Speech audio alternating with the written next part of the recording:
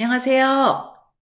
네. 요양TV 구독자 여러분, 네, 또 37회 요양보사 시험이 내일 모레 코앞으로 다가왔는데, 저희 장희연, 네, 1타 강사님께서 계속 강의를 해주시고 계시는데요. 저는 오늘 사회복지 파트의 강의를 일부 같이 여러분과 풀어보고자 합니다. 일단 제1장 요양보호 개론을 같이 풀어볼 건데요. 요양보호 개론에는 요양보호 대상자 이해, 요양보호 관련 제도 및 서비스, 인권과 직업윤리 이 세 단원이 있는데요. 이 세 단원을 중요한 내용만 정리해서 저희가 30문항으로 정리를 했습니다. 그래서 이 단원과 관련한 중요 내용들을 시험 문제로 같이 풀어보면서 정리해 보도록 하겠습니다. 시작을 해볼까요? 자, 1번 문제. 노인의 특성 중 신체적 변화에 대한 설명으로 옳은 것은? 자, 같이 풀어볼까요?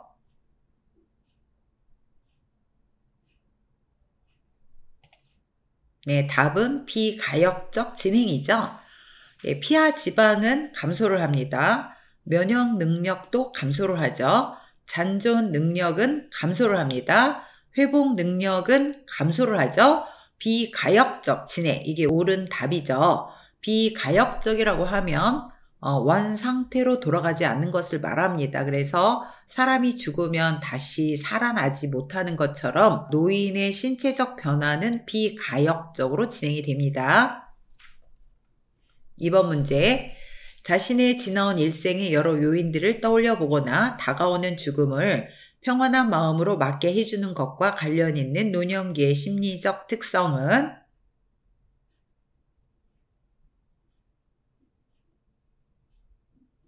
네, 답은 3번 생에 대한 회고의 경향이죠. 그래서 시험에 자주 출제되는 내용 중에 하나가 노인의 노년기의 심리적 특성입니다. 그래서 우울증 경향의 증가, 또 내향성의 증가, 조심성의 증가, 경직성의 증가, 생에 대한 회고의 경향, 또 친근한 사물에 대한 애착심, 유산을 남기려는 경향, 의존성의 증가, 이런 것들이 노년기의 심리적 특성인데 그 특성별로 잘 이해를 하시기 바랍니다. 그래서 위와 같은 보기의 내용은 생에 대한 회고의 경향이죠.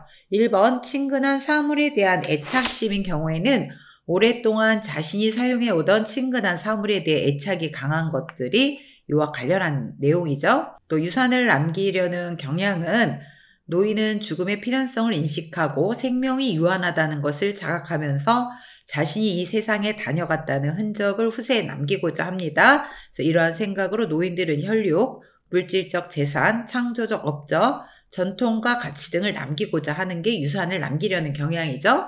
자, 경직성의 증가는 노인은 자신에게 익숙한 습관적인 태도나 방법을 고수합니다. 그래서 매사에 융통성이 없어지고 새로운 변화를 싫어하며 도전적인 일을 꺼리는 경향을 보이고요. 새로운 기구를 사용하거나 새로운 방식으로 일을 처리하는데 저항을 한다는 것이 경직성의 증가죠. 자, 시간 전망의 변화는 노년기 심리적 특성에는 포함이 되지 않는 내용입니다. 3번 문제. 현대 사회에서 나타나는 노년기 가족관계 변화의 특징으로 옳은 것은?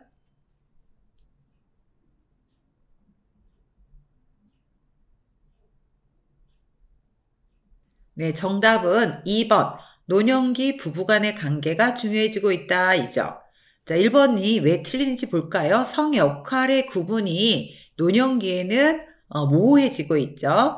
또 고부 갈등은 참고 견디는 것이 아니라 고부 간의 갈등에서는 이런 것들을 줄이기 위해서는 서로 세대를 존중하고 또 서로에게 의존하기보다는 자신의 삶을 활기차게 살아가기 노력을 해야 되죠. 또 노년기에는 손자녀와의 관계가 긍정적으로 노인에게는 활력을 주고 손자녀의 자아 형성에 긍정적으로 영향을 미칩니다. 또 빈둥지 증후군은 기간이 점점 길어지고 있죠. 노년기가 길어지면서. 4번 문제. 노화로 인한 노인의 심리적 변화로 옳은 것은? 네, 답은 5번 의존성의 증가죠. 네, 유연성은 감소됩니다. 외향성은 감소되고 내향성이 증가되죠. 네, 조심성은 증가됩니다. 독립성도 감소가 되죠. 의존성이 증가되죠. 5번 문제. 노인 부모가 자녀와 근거리에 살면서 부양을 받는 새로운 가족 형태는? 답은 2번이죠. 그래서 노인이나 노인 부모나 자녀가 선호하는, 최근에 가장 선호하는 가족 형태는 수정 확대 가족입니다. 그래서 수정 확대 가족은 근거리에 살면서 자녀로부터 이렇게 지지를 받는 형태가 수정 확대 가족이죠. 6번 문제. 노인 부양 문제 해결 방안으로 옳은 것은?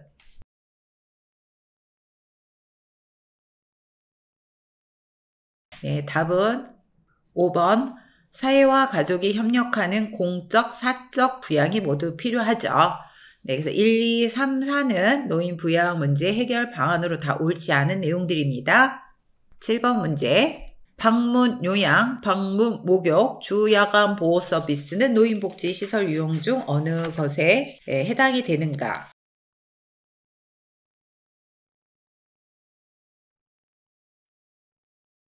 네, 답은 2번. 재가노인복지시설이죠. 자, 재가노인복지시설에는 방문 요양, 방문 목욕, 주야간 보호, 단기 보호, 그 밖의 서비스 이렇게 5가지가 있습니다.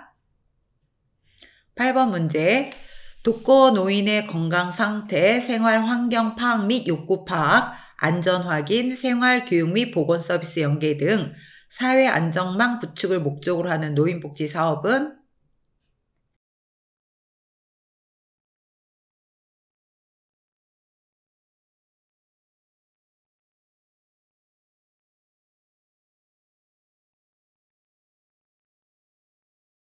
네, 답은 1번 노인 돌봄 기본 서비스죠. 자, 이것과 관련한 내용은 교재 25페이지에 있는 내용들이죠. 9번 문제. 노인 학대 행위자에 대한 상담과 교육, 노인 학대 사례 신고 접수를 지원하는 시설은?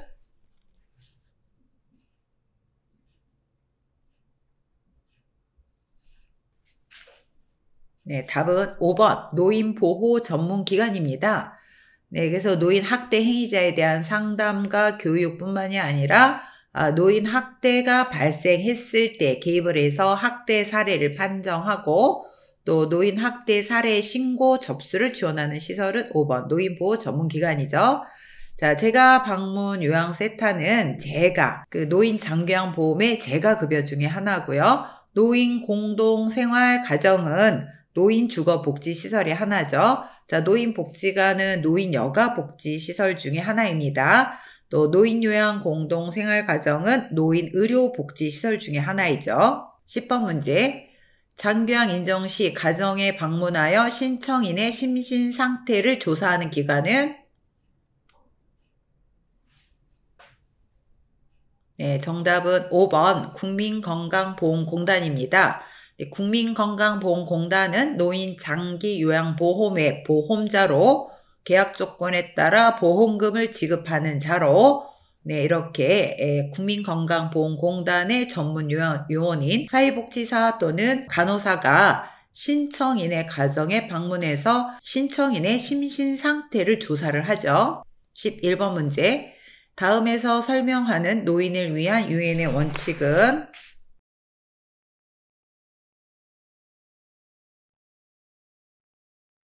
네, 정답은 4번 존엄의 원칙입니다. 그래서 노인은 착취와 육체적, 정신적 학대로부터 자유로워야 한다. 노인은 장애나 여타 지위에 상관없이 공정하게 대우받아야 한다.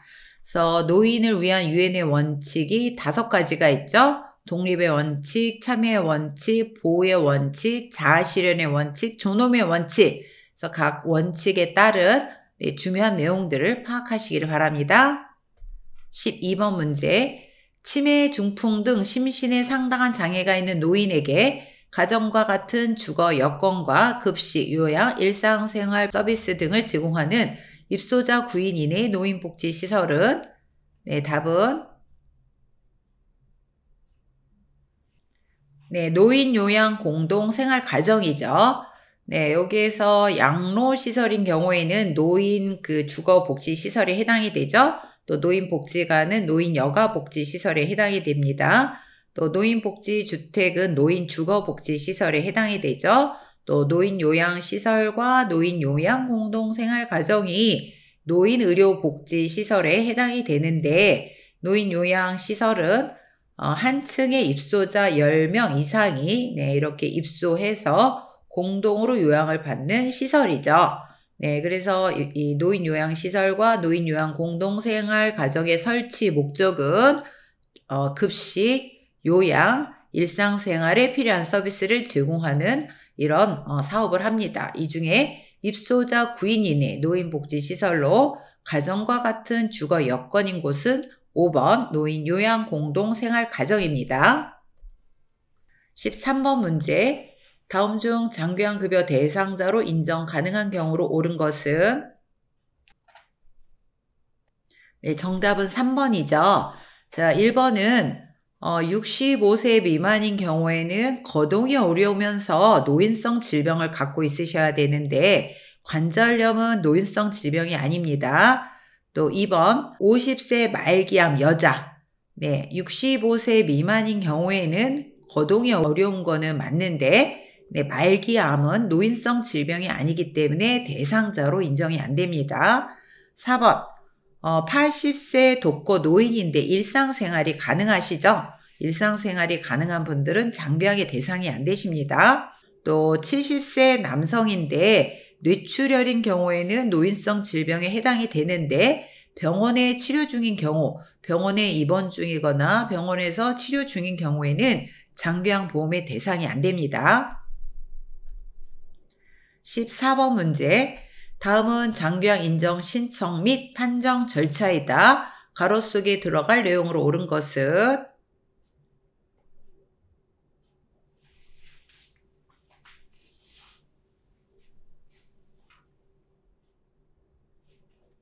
네, 답은 4번. 네, 신청을 하면 공단의 전문 요원인 사회복지사 또는 간호사가 신청인의 집으로 가서 방문 조사를 합니다. 또 조사표 공단에 돌아와서 조사표 입력에 따른 1차 판정을 건보공단에서 하시고요. 또 의사소견서 제출 유예자를 통보를 한 다음에 의사소견서를 제출하도록 합니다. 그래서 1차 판정 결과와 의사소견서를 토대로 해서 등급판정위원회에서 최종 등급 판정을 하죠. 이렇게 신청해서 등급 판정까지의 기간은 특별한 사유를 제외하고는 통상 30일이 소요가 됩니다. 15번 문제. 장기요양 인정 점수가 61점이며 일상생활에서 부분적으로 다른 사람의 도움이 필요한 대상자의 등급은?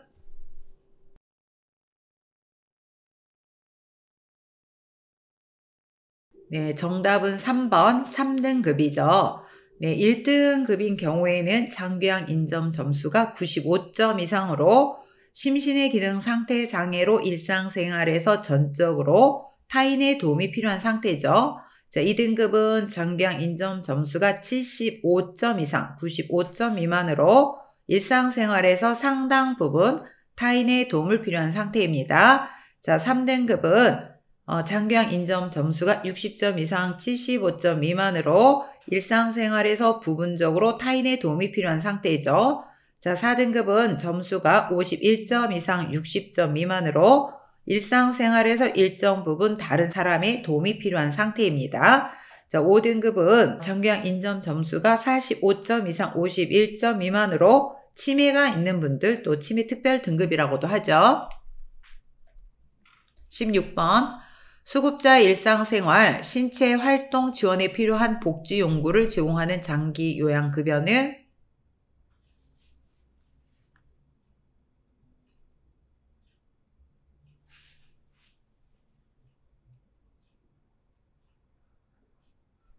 네, 정답은 5번 기타 재가급여입니다. 네, 기타 재가급여로 이 복지용구는 재가급여에 속한 급여 중에 하나죠. 그래서 재가급여에 6가지 종류가 있는데 그 6가지는 방문요양, 방문목욕, 주야간보호, 단기보호, 또 기타 재가급여 이 세 가지 급여가 있는 걸 기억하시기 바랍니다. 17번 문제. 장교양의 등급, 유효기간 등 수급자가 장교양 서비스를 제공받을 때 필요한 안내사항이 기재되어 있는 것은?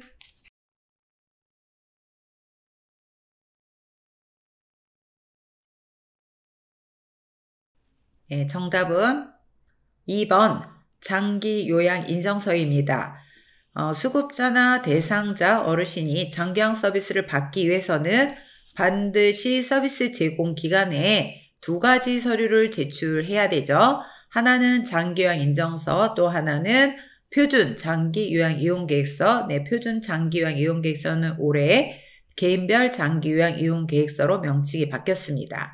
자, 장기요양 인정서에 명시되어 있는 내용은 대상자의 기본 인적 사항, 또 장교양의 등급, 유효기간, 이용할 수 있는 급여의 종류와 내용, 또 대상자가 장교양 서비스를 제공받을 때 필요한 안내사항 등이 포함이 되어 있죠. 네, 또한 개인별 장교양 이용계획서에는 대상자에게 등급에 따라 이용할 수 있는 한도액, 본인 부담률, 또 급여의 종류와 횟수, 이에 따른 비용이 기재되어 있다는 것을 기억하시기 바랍니다. 18번. 치매 대상자가 목욕 도중 큰 소리로 욕을 하며 목욕을 그만하겠다고 할 때 대처 방법으로 옳은 것은?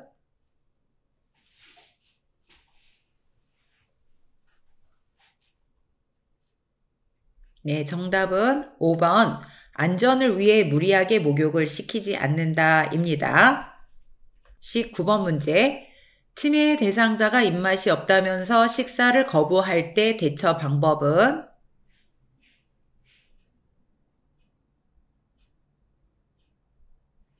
네, 정답은 3번 평소 좋아하는 음식을 제공한다입니다.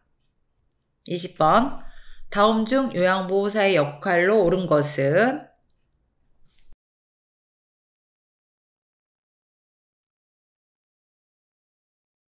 네, 정답은 3번 동기 유발자입니다.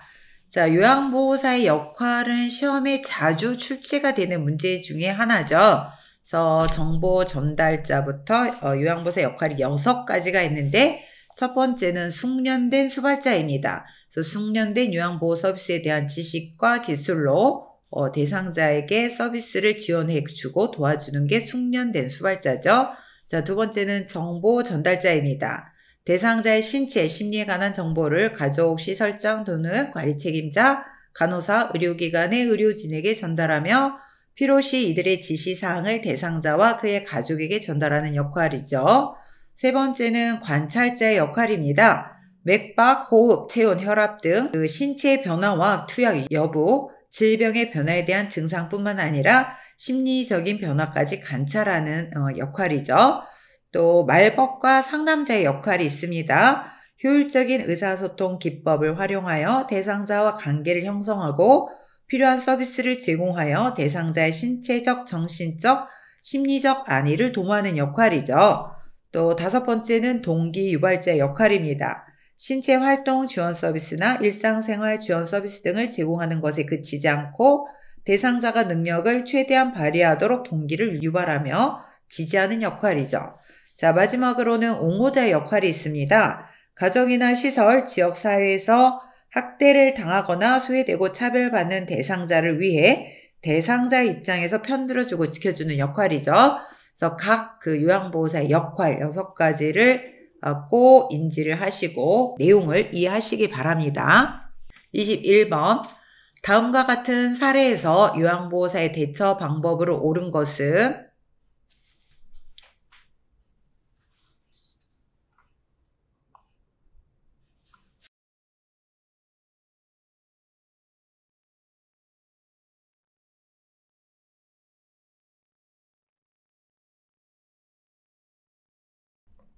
네, 정답은 4번이죠. 불편하시죠? 온돌방이 있는지 알아볼게요가 정답이고요. 자, 이 어르신들이 시설에서 생활하실 때 몇 가지 권리가 있는데, 네, 문제 사례들이 있습니다. 권리를 침해받은 사례가 있는데, 이와 같은 사례는 안락하고 안전한 생활 환경을 제공받을 권리가 침해된 사례이죠. 그래서 이 어르신은 온돌방을 쓰고 계시고 싶기 때문에 이렇게 대처를 하는 게 가장 옳은 방법입니다. 22번 다음 사례에 해당하는 노인학대 유형은? 정답은 1번 방임입니다. 자, 노인학대 유형도 매 시험마다 출제가 되는 내용인데요. 신체적 학대, 또 정서적 학대, 성적 학대, 경제적 학대, 방임, 자기방임, 유기 이런 것들이 있죠. 네, 우리나라의 노인 학대 중에 가장 많은 학대는 정서적 학대, 그 다음에 신체적 학대, 방임으로 이어지고 있습니다. 자, 방임이라 그러면 부양 의무자로서의 책임이나 의무를 의도적 혹은 비의도적으로 거부 또 불이행하거나 포기하여 노인에게 의식주나 의료 행위를 적절하게 제공하지 않는 것을 말합니다. 그래서 방치한다, 또 방임한다, 또 떠돌게 한다, 중단한다, 제공하지 않는다, 또 보호하지 않는다, 소홀히 한다 이런 것들은 다 방임에 해당이 됩니다. 23번 노인 학대 신고 의무자가 아닌 사람은?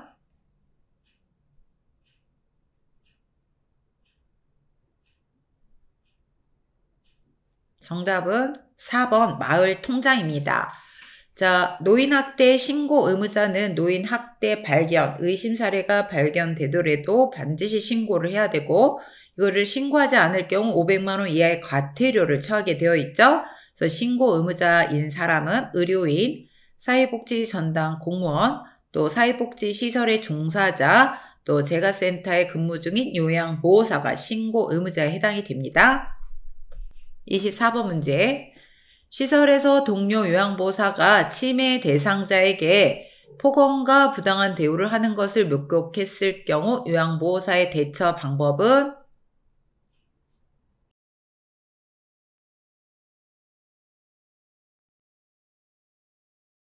정답은 3번 노인보호 전문기관이나 경찰서에 신고합니다. 네, 그래서 노인보호 전문기관의 콜센터는 1577-1389번이고 경찰서는 112에 신고를 하시면 되죠. 그래서 이런 노인 학대와 관련해서는 노인보호 전문기관이나 경찰서에 신고한다라는 것을 기억하세요. 25번 요양보호사의 직업 윤리로 옳은 것은?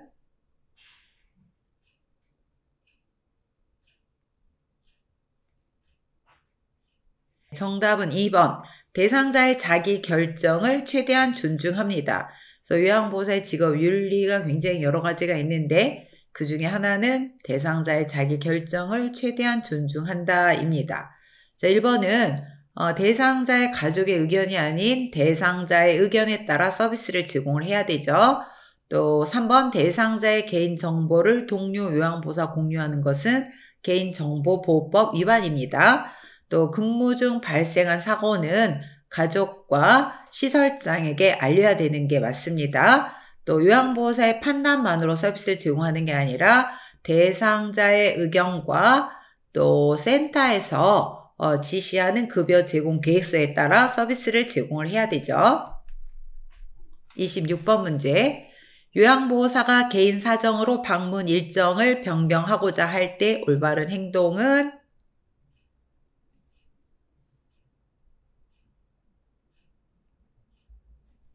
네, 정답은 4번. 대상자에게 사전에 연락하여 양해를 구해야 되고 물론 시설에도 사전에 보고를 해야 됩니다. 네, 정답은 4번이죠. 27번. 요양보호 업무 중 법적 소송에 휘말리지 않기 위한 방법으로 옳은 것은?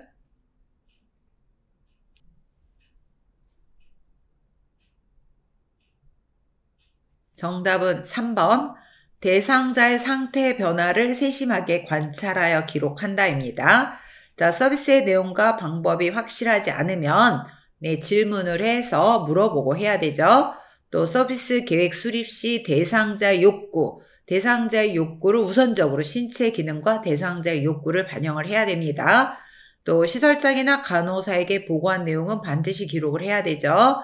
또 대상자가 학대받고 있다고 의심이 되면 경찰서 또는 노인보호 전문기관에 신고를 해야 됩니다. 28번. 요양보호사가 물건을 들어 올릴 때 허리를 보호하는 자세로 옳은 것은? 자, 허리를 보호하는 기본 자세가 있죠? 자, 답은 무엇일까요?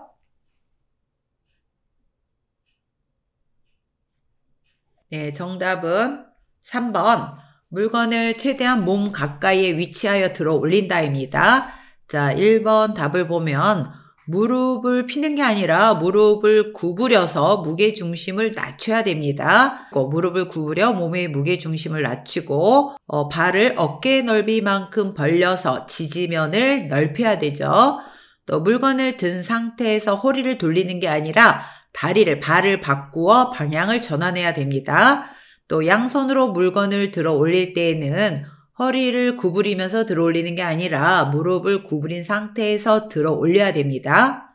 29번. 요양보호사의 근골격계 손상을 예방하기 위한 스트레치 방법으로 옳은 것은? 네, 정답은 4번. 스트레칭된 자세로 10에서 15초간 정도 유지한다가 맞습니다. 네, 동작은 빠르게 하는 게 아니라 무리가 되지 않도록 동작을 해야 되고요. 또 같은 동작은 5에서 10회 반복을 하도록 합니다. 또 통증을 느끼면 근육이 손상되기 때문에 통증을 느끼지 않는 범위 내에서 해야 되고요. 또 동작과 동작 사이에서는 5에서 10초간 쉬고 동작을 하는 게 좋습니다. 자, 그리고 스트레칭을 하기 전과 후에는 또 준비 운동과 마무리 동작을 해야 됩니다. 30번. 요양보호사가 몸에 감염된 대상자에게 서비스를 실행한 후 겨드랑이에 물집이 생기고 가려움증이 있을 때 치료 방법으로 옳은 것은? 네, 정답은 5번. 요양보호사와 동거하는 가족까지 동시에 치료를 받아야 됩니다. 자, 몸에 걸린 경우에는 병원에 가서 치료를 받아야 됩니다. 그래서 외용약을 머리부터 발끝까지 주름진 부분까지 골고루 바르고 씻어내는 게 치료 방법이죠. 또 겨드랑이와 팔이 접히는 부분에만 바를 게 아니라 머리부터 발끝까지 다 골고루 약을 바르셔야 되죠. 또 엑스레이를 찍어 감염 여부를 확인하는 이거는 결핵인 경우에 이렇게 하죠. 또 자연 치유가 안 됩니다. 치료를 해야 됩니다. 자, 그래서 답은 요양보호사와 동거하는 가족까지 동시에 치료를 받는다입니다. 자, 이렇게 해서 30문항 요양보호 개론의 대상자 이해, 또 제도 및 서비스, 또 직업윤리와 자세의 내용들을 한 30문항을 봤는데요. 네, 여러분들이 이 내용은 기본적으로 다 이해를 하셔야 되는 아주 기초적인 내용입니다. 잘 이해가 안 되시는 분들은 교재를 찾아서 다시 한번 중요한 내용들, 요점을 정리하시기를 바라고요. 네, 내일은 나머지 사회복지의 파트들을 같이 공부해 보도록 하겠습니다. 수고하셨습니다.